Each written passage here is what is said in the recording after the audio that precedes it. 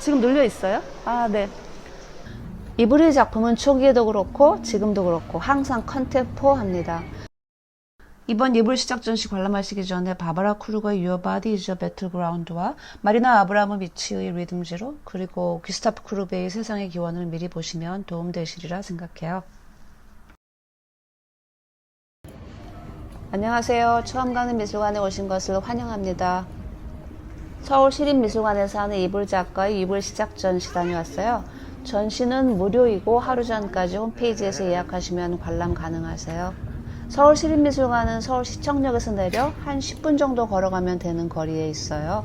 봄바람 맞으며 덕수궁 돌담길을 걸어가는 기분이 상쾌했습니다. 이불 시작 전시는 이불이 미술계에서 처음 활동 시작한 10년간의 기록을 전시한 건데요. 이불은 미술계에서는 세계적으로 유명하다고는 하지만 막상 인터넷을 검색해보면 덮고 자는 이불만 나오고 작가 이불에 대한 자료는 쉽게 보이지 않습니다. 이불 시작 전시 감상의 이해를 돕고자 이불 작가의 삶에 대해 조금 말씀드립니다. 이불은 군사정변 몇 년 후 1964년에 태어났어요. 부모님들이 군부체제의 1, 2대 올라오기에 반대하는 분들이었기 때문에 굉장히 힘들게 살게 되는데요. 항상 매달 집에 경찰이 왔고 이불 가족의 행동과 책들은 검사당했습니다. 엄마는 정치적 활동가였는데 적어도 1년에 한 번은 집을 이사가야 했던 거죠. 새로 이사하면서 아이들도 이불을 왼손잡이라고 놀리고 이불이라는 이름 가지고도 놀려댔는데요. 이불은 이방인들 가운데 살게 되는 느낌이었고 자신의 삶은 계속 다른 사람들과는 다르다는 사실을 생각하게 됩니다. 이불은 공장에 있는 도시 주변에서 살았어요. 자료에 보니까 당시 살았던 곳이 수색역 다음 정거장 화전에 있는 곳이더라고요. 제가 보여드리려고 비슷한 분위기의 이미지를 찾아보았어요. 이창동 감독의 영화 초록 물고기에 나오는 일산 대곡역 근처 풍경이 비슷해 보여서 가져왔습니다. 이불은 집의 단벽도 없이 덩그러니 방만 있는 환경에서 자랍니다. 보호막, 사생활 쉼터가 없는 것을 의미하죠. 당시 정치적 인물은 5명 이상은 모이는 것이 허락되지 않았는데 엄마가 친구 5명과 놀러 다니고 왔는데 체포되어 3년 동안 감옥에 계셨다고 하는데요. 동생 둘이 있어서 엄마가 감옥에 있을 때는 엄마 역할을 했고요. 간신히 먹고 지냈다고 하네요. 제일교포인 엄마는 한국 사회에서 큰 회사나 좀 큰 그룹의 사람들하고는 일을 할 수가 없어서 먹고 살기 위해 가방이나 옷에 구두를 끼는 일을 했어요.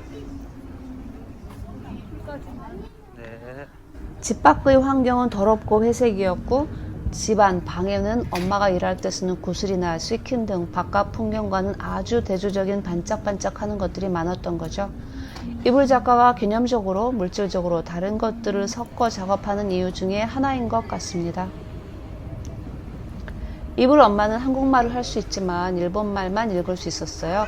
그래서 일본 책이 집에 많이 있었고 그리고 AFK에는 낮에 볼 수 있었는데 알아들을 수가 없어서 이야기를 만들어내면서 보았다네요. 책을 많이 읽는 여학생이었습니다.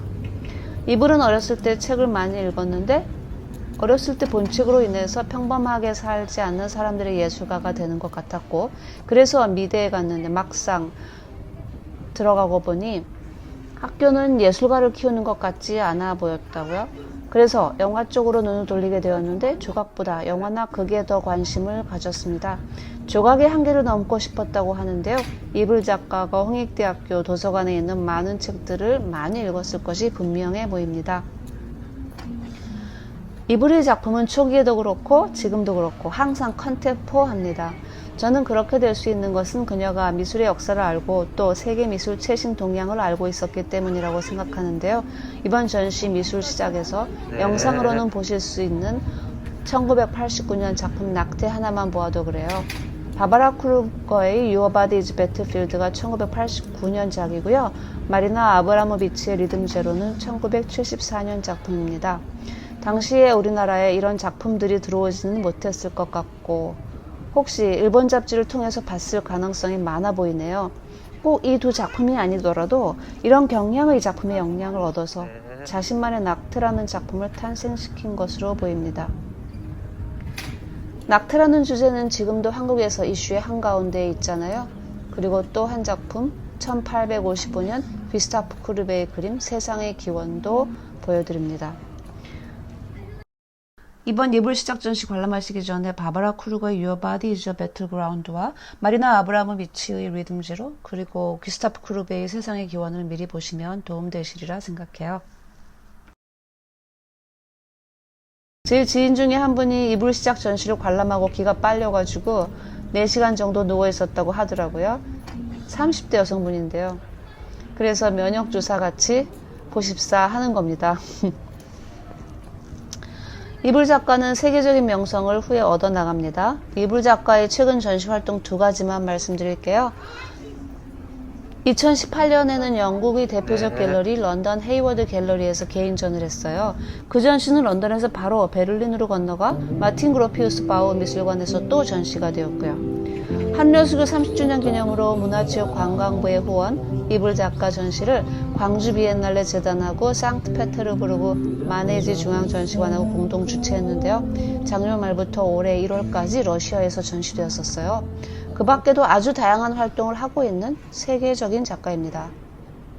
이분은 지금 세대의 가장 중요한 현대 예술가 중 한 명으로 국제적인 인정을 받고 있는 작가예요. 이제 미술관으로 들어가 봅니다.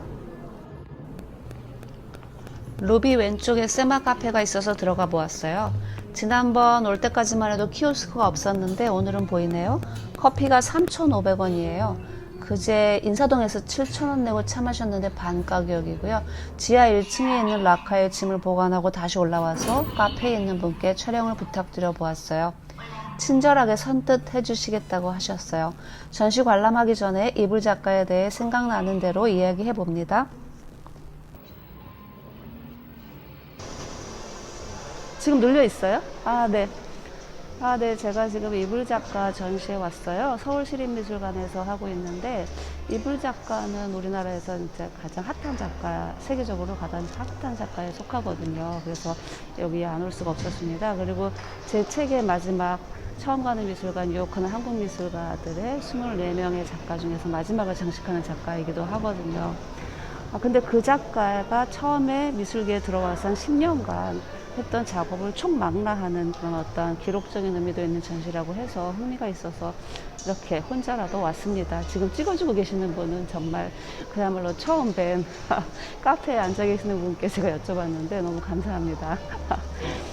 이불 작가는 이제 1989년도 낙태하는 그런 퍼포먼스를 하면서 일약 미술계에서 이름이 알려지기 시작한 작가인데요. 대학 시절에 이불 작가가 대학 시절에는 정말 우리나라 미술계가 민주미술 아니면 추상미술 계열이었는데 이불 작가 말이 당신이 굳이 따지다 민주미술 계열이지만 또 그쪽만은 아니었다고 하시고요. 조각을 전공했는데 이제 그 조각이 너무 무거우니까 어떻게 하면 조금 더 새로운 영역을 확장하는 미술을 할 수 있을까 해서 개발한 것이 소프트 스컬프처였다고 하는데요. 그것도 이번 전시에 나오겠죠. 네.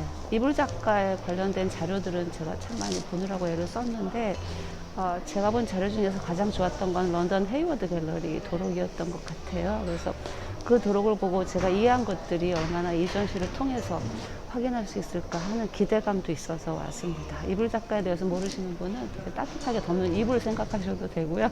찍어주셔서 너무 감사합니다. 네.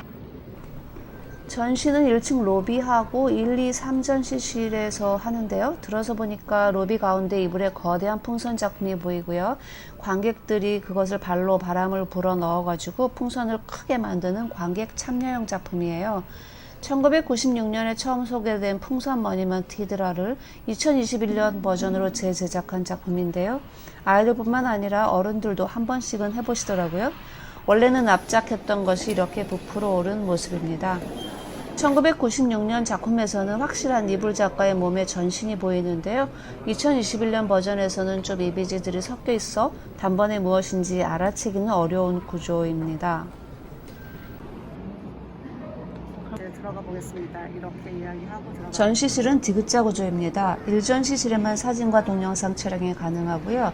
2, 3전시실에서는 눈으로만 볼 수 있어요. 지금 제가 1전시실을 들어가는 중입니다. 1전시실은 작가 이불이 소프트 조각 개념을 중심으로 소프트 조각하고 그것들의 스케치, 그리고 대학 시절 이불 작가의 스케치 등이 있어요. 특히 1990년에 한 10일간의 퍼포먼스 순환유감 내가 이 세상에 소풍 나온 강아지 새끼인 줄 아느냐를 하면서 나리타 공항에서 내려 일본 도시를 배회할 때 입었던 서프트 조각 등을 직접 볼 수 있었습니다.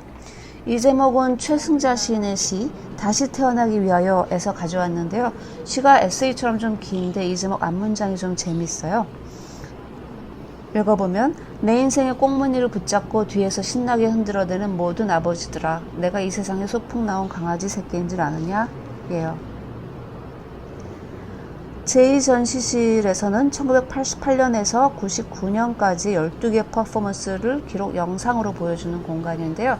그 중에 하나, 1989년 낙태 퍼포먼스 이야기하면 당시는 현장에서 관객들에게 막대 사탕을 작가가 손에 쥐어주고 그것을 빨면서 관객들이 빨면서 작가 자신의 실제 경험을 바탕으로 이불 작가 자신의 신체에 가혹한 행위를 하는 전라 낙태 퍼포먼스를 보게 했어요. 그러니까 관객은 달달한 것을 먹다가 달달한 걸 빨아먹다가 그만 입을 쩍 벌리고 등골이 오싹했을 것 같아요. 결국 관객들이 보다 못해 매달린 25살의 이불 작가를 내려줌으로써 퍼포먼스는 마무리되었습니다. 3전시실은 퍼포먼스의 연계 자료들을 재구성하고 기록한 공간으로 퍼포먼스 연계 자료에서 특히 뉴욕 현대미술관에 전시되어 냄새 때문에 철거돼서 미술계의 커다란 화제가 되었던 장엄한 광채의 자료들도 감상하실 수 있습니다. 집으로 돌아가는 길에 제가 잘 가는 홍대 앞 북카페 피터캣에 들렀어요. 가서 자료를 정리하다가 조금 더 말씀드리고 싶은 게 있어서 옆에 앉은 지인에게 영상을 찍어달라고 했어요. 생각나는 대로 조금 더 이불 작가에 대해 말해봅니다. 제가 이불 작가 전시를 지금 보고 왔는데요. 이불 작가 전시는 서울시립미술관 1층 전체에서 하고 있고 2층에는 다른 전시하고 있더라고요. 네, 제1전시실은 영상과 그리고 사진 촬영이 가능해서 제가 영상하고 사진을 담았고요. 그리고 그 다음 전시실과 커다란 영상물들이 있는 곳은 촬영에 불과해서 제가 찍지 않았습니다. 이번 전시는 이불 시작이라는 타이틀이잖아요. 그래서 이불 작가가 대학교 때 그렸던 스케치도 있고요. 그 다음에 1989년 낙태부터 아토일렛, 그리고 순환유감, 그 다음에 갈망, 크레이빙 이런 작품들도 다 같이 있어요. 그래서 그 몬스터에 관한 거는 동영상을 찍을 수 있기 때문에 찍었는데 제가 이제 마무리하면서 이 전시장 밖에 나와서 생각을 해보니까 이 몬스터라는 게 요즘 그 유아인이 청룡영화제 수상했잖아요. 물론 이불 작가가 다른 의미로 했을 수도 있겠지만 번뜩 드는 생각은 그 소리도 없이의 원래 제목이 우리는 소리도 없이 괴물이 된다라고 하던데 혹시 이불 작가도 그런 의미가 아니었을까라는 생각을 한번 해보게 되는데요. 이 전시는 5월까지 진행이 되니까 한번 꼭 가보시기 바라고, 이불 작가의 그 영상들을 보면 좀 아직까지도 1989년도에 한 낙태라는 작품 같은 경우에는 저희가 이제 옆에 사람 약간 남치스러워서 자세히 보지 못할 정도로 이제 뭐 누드로 고통스러운 어떤 그런 고통스러운 부분들을 퍼포먼스로 한 것인데요.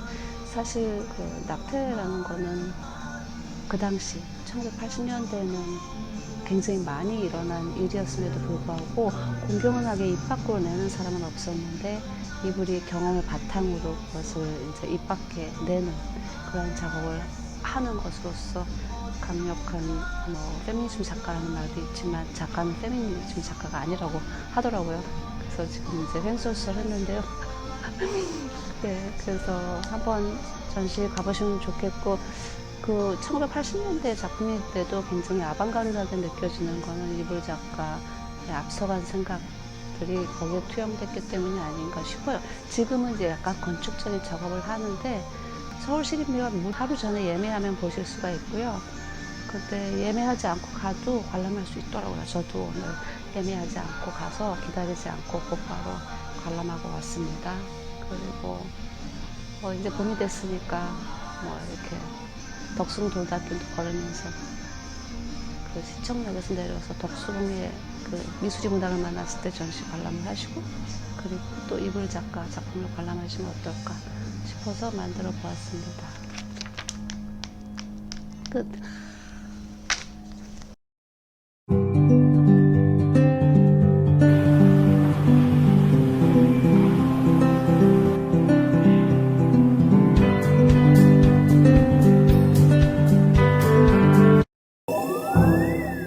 What you see is not a chronologically ordered exhibition. What you see is an exhibition which is thematically put together, and we thought about it as a landscape. So it's about the human body, it's about cyborg, it's about technology, it's about utopian architecture. And so when you walk in, you right away feel that this is an artist who made her work for this brutalist building.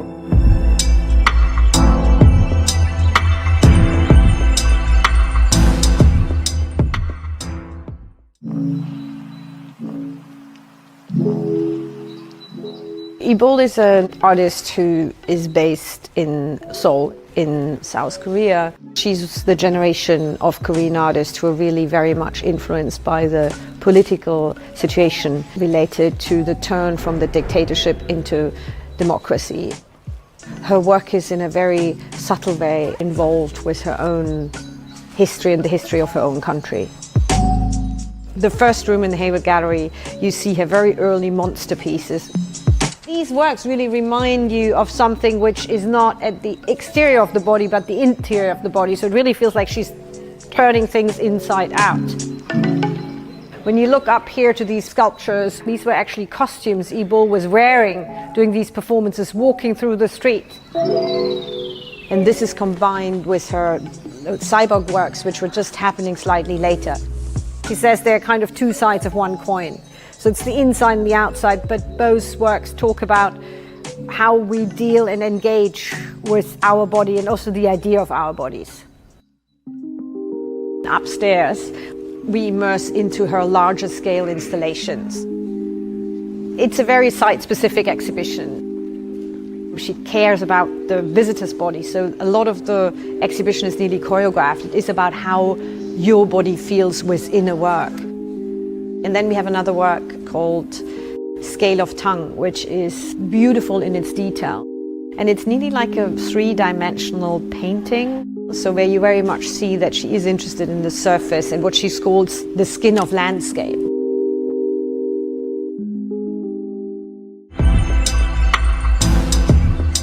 And there is a certain kind of pain she feels for our world. The subtlety and the intensity of the works, she kind of brings things together which seem to not work together, like beauty and horror. And that imperfection is actually a human thing we should accept.